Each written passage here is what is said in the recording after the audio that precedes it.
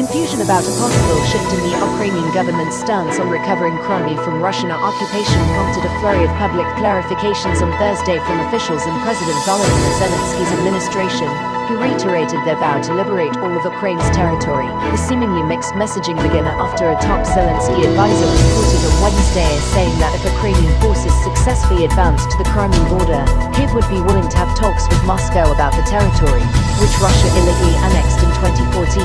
The notion that Ukraine could be open to peace talks before Russian forces withdrew from all of its territory was a marked departure from its previously declared positions.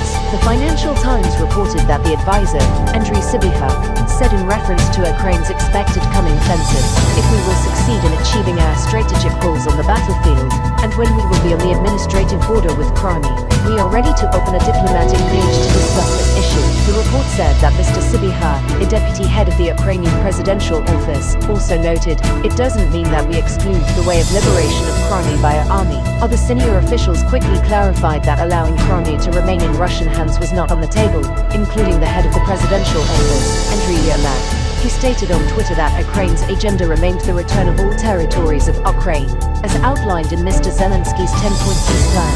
Mikhailo Podolyak, another top advisor, contradicted Mr. Sybiha's comments more directly, saying that the basis for any negotiations had to be a complete withdrawal of Russian forces from Ukraine's borders as they were internationally recognized after the fall of the Soviet Union. That includes Crimea, he said on Twitter, adding that there was no question of any territorial concessions or bargaining of our sovereign rights.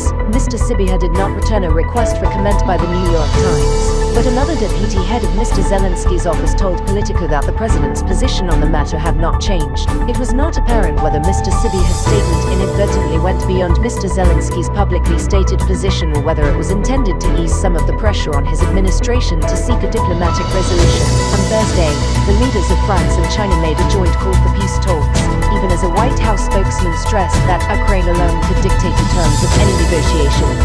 Only President Zelensky can determine if and when he's ready to negotiate, and in what context, and over what, said the spokesman, John F. Kervin.